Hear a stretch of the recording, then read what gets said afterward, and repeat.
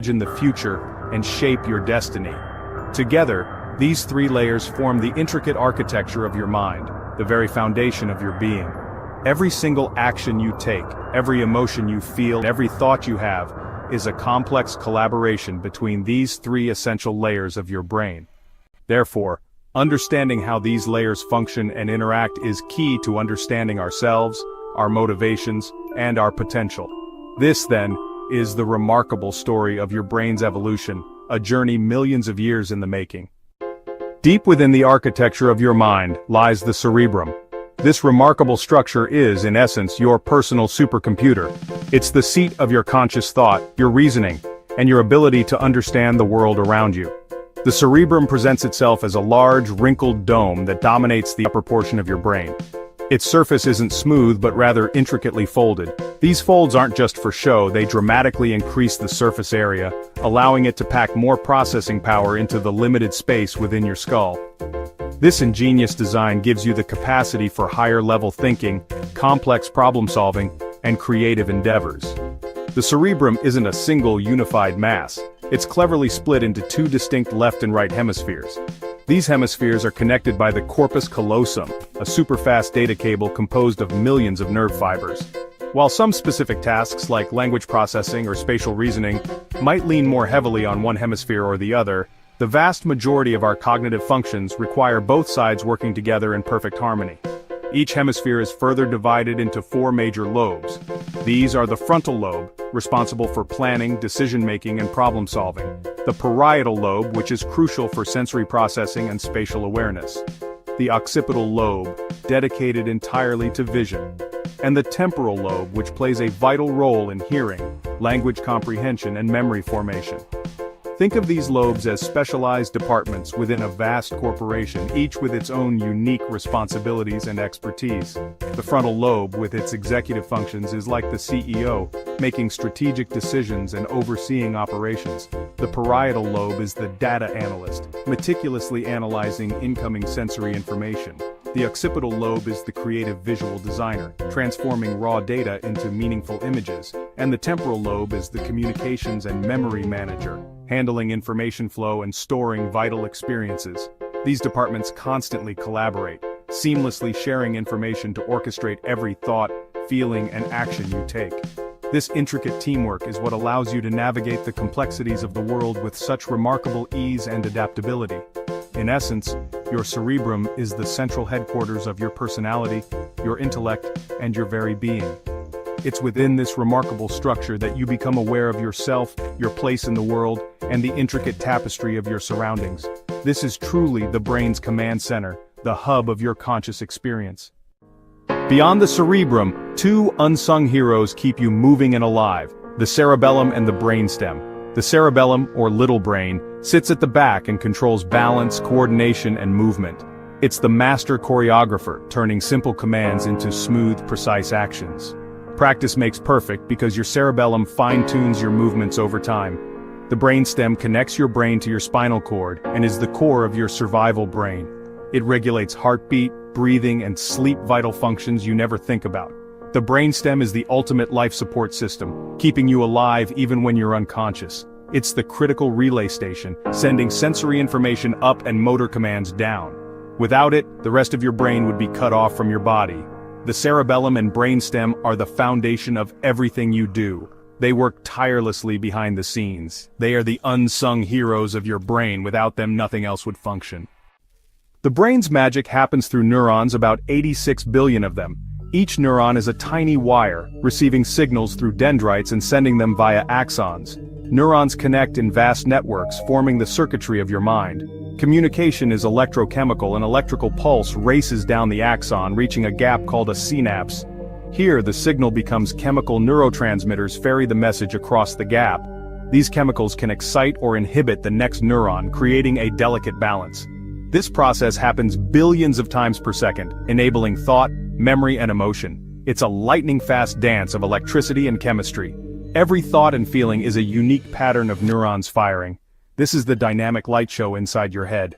Your brain is the conductor of your body's orchestra, sending and receiving signals through the nervous system. The central nervous system, the brain and spinal cord, is the command center, The peripheral nervous system connects the command center to every part of your body.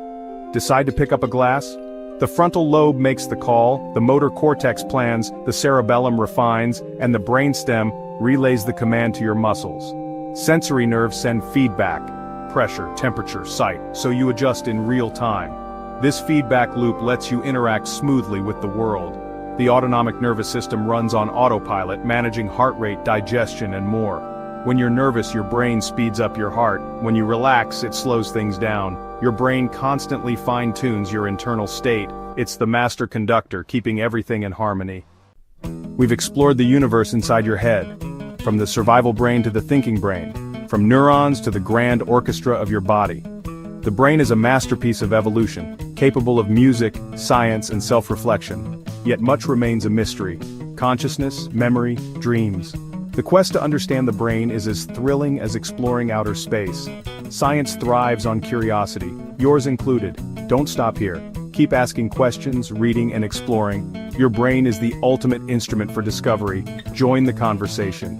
What fascinates you most? What questions do you have? Suggest topics for our next journey.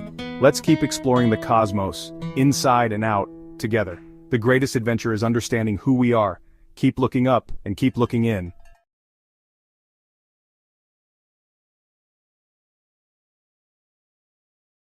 Is Earth actually a perfect sphere orbiting in space, or is it just a flat plane? The answer might surprise you.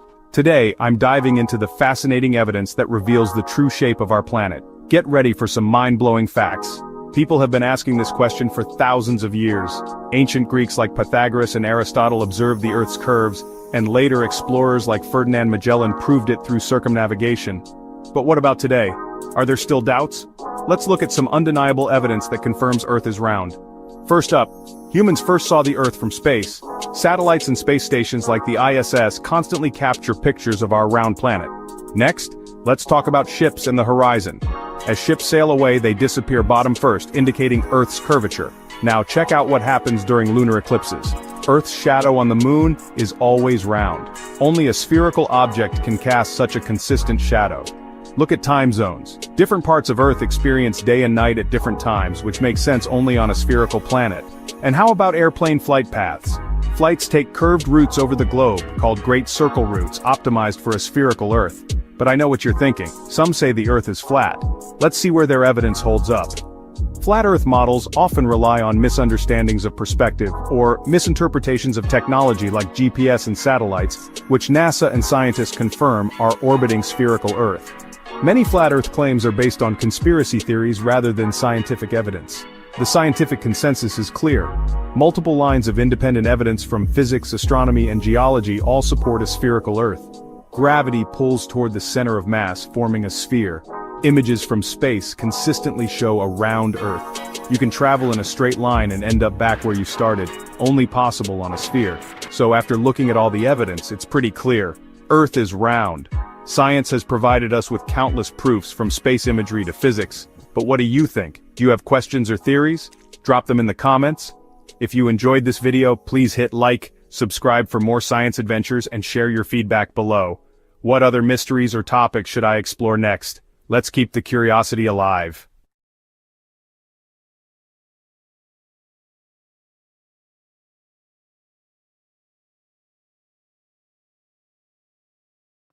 Hello everyone, and welcome to this in-depth exploration. Today, we're diving into the fascinating world of cannabis, a plant shrouded in both history and controversy. A plant that's been woven into human history, its story intertwined with our own. For thousands of years, playing a multitude of roles across different societies. Used for rope, providing strong and durable fibers medicine, offering relief and healing in traditional practices, and even spiritual rituals, connecting people to the divine and the natural world. Cannabis has traveled the globe, carried by explorers, traders, and migrants, adapting to countless cultures and purposes, becoming an integral part of diverse traditions. Its scientific name is cannabis, a testament to its botanical significance. But you might know it as marijuana, a term often associated with its psychoactive properties. Pot, a more casual and colloquial name. Or weed, another common term used in modern culture. Despite its ancient roots reaching back millennia, cannabis remains one of the most debated, discussed, and often misunderstood plants on Earth, sparking passionate opinions and conflicting viewpoints. Why does this plant spark so much curiosity and controversy? What is it about cannabis that elicits such strong reactions? From ancient China and India, where it was revered for its medicinal and spiritual properties, to modern research labs, where scientists are unlocking its complex chemical compounds, cannabis has been a tool serving a multitude of practical purposes. A medicine offering potential therapeutic benefits for various conditions, and a symbol representing different things to different people throughout history. As it journeyed along trade routes spreading across continents, its uses and reputation shifted, evolving with the cultures it encountered. Sometimes celebrated, embraced for its versatility and potential benefits, sometimes condemned, facing legal restrictions and social stigma. Today, cannabis stands at the crossroads of science, where researchers are exploring its potential culture, influencing social norms and sparking conversations and law, as governments grapple with its regulation and legalization. We'll explore what cannabis is, its botanical characteristics, how it works, delving into its complex chemical composition and why it affects us so profoundly, examining its impact on the human body and mind.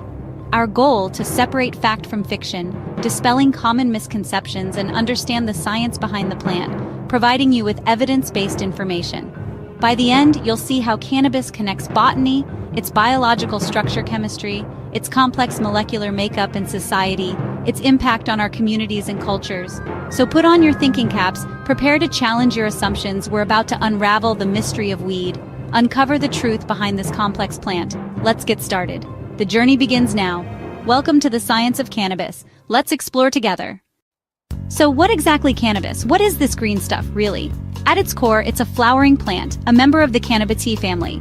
It's a plant with a rich history and an even richer chemical makeup.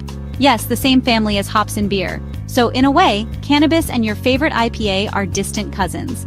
There are three main types that you'll commonly encounter: sativa, indica, and ruderalis, each offering a slightly different profile, each with unique shapes, growth patterns, and distinct traits. You can often tell them apart just by looking at the leaves. Over centuries, humans have selectively bred thousands of strains, carefully cultivating specific characteristics, each with its own unique aroma, flavor, and of course, effects. The possibilities are truly endless. The real magic, though, that lies within the cannabinoids. Over 100 different compounds have been identified so far, and research is ongoing. But THC and CBD are undoubtedly the stars of the show, the most well-known and studied. THC is the primary psychoactive compound, the one that gets you high. It's responsible for the euphoric effects. CBD, on the other hand, isn't intoxicating, but it may help with a variety of conditions, including anxiety, pain, inflammation, and more. Beyond these major players, cannabis also produces terpenes. These are aromatic oils that give each strain its distinctive scent, from citrusy to piney to earthy. And they may also influence the overall effects, adding another layer of complexity. Scientists call this synergistic teamwork the entourage effect. It's the idea that all the plant's compounds work together in harmony, creating a unique and nuanced experience. So, cannabis is much more than just a simple plant. It's a complex chemical symphony, a fascinating interplay of compounds. Let's take a look at how people have interacted with and utilized this green stuff throughout history. On to the next scene, where we'll delve into the past. Cannabis has been part of human life for millennia. Its fibers, hemp, built ropes, sails, and even early paper. Ancient cultures used it as medicine for pain, digestion, and anxiety. Recreational use grew in the 20th century, fueling both cultural movements and controversy. Today, cannabis is prescribed for pain and nausea, sold recreationally where legal, and hemp is making a comeback as a sustainable resource. Its uses are as diverse as its history. But how does it actually work in our bodies? The secret lies in our endocannabinoid system, or ECS, a network that helps regulate mood, appetite, sleep, and pain. Our bodies make their own cannabinoids, but THC and CBD from cannabis can also interact with this system. THC fits into brain receptors, producing the high and altering perception and mood. CBD interacts differently, possibly reducing pain and inflammation without intoxication. Cannabis may help with chronic pain, multiple sclerosis, and appetite loss, but it's not risk-free. Heavy use, especially in teens, can affect memory and judgment, and some may experience anxiety or dependence. Science is about balance. understanding both benefits and risks. Now let's bust some myths and share surprising facts. Onward! Did you know cannabis and hops are botanical cousins? That's why some beers smell dank. George Washington grew hemp for rope and sails. Cannabis was once mainstream. Nearly all vertebrates, including pets, have an endocannabinoid system. Some vets even explore CBD for animals. And the old indica versus sativa myth? Effects depend more on each strain's unique mix of cannabinoids and terpenes. It's the plant's chemistry, not just its name, that shapes your experience. Let's talk about the laws and the future. Cannabis laws have undergone a significant transformation, evolving dramatically over time, especially in the last century. We've witnessed a complete shift in perception and regulation. Once unregulated, a common agricultural crop, it became criminalized in the 20th century, fueled by misinformation and societal fears. This led to decades of prohibition, impacting countless lives, and profound social consequences, disproportionately affecting marginalized communities. Today, science and shifting attitudes, driven by new research and evolving perspectives, are driving legalization efforts across the globe, for both medical and recreational use, offering new avenues for treatment and personal choice.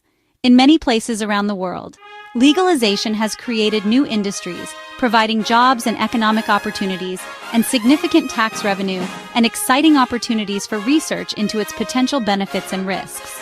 But in many countries, cannabis remains illegal, perpetuating outdated stigmas, creating a complex patchwork of laws worldwide, with varying degrees of acceptance and regulation. The future? What does it hold for cannabis? Smarter, science-based policies are crucial for navigating the complexities of cannabis regulation that carefully balance the potential benefits and the potential risks. As research grows and expands, so will our understanding of this complex plant, and our options for safe and responsible use will increase. The story of cannabis is still unfolding, with many chapters yet to be written. What do you think about the future of cannabis? Share your thoughts and predictions in the comments below, and let's keep the conversation going. Thanks for watching. Subscribe for more insightful content, and we'll see you next time.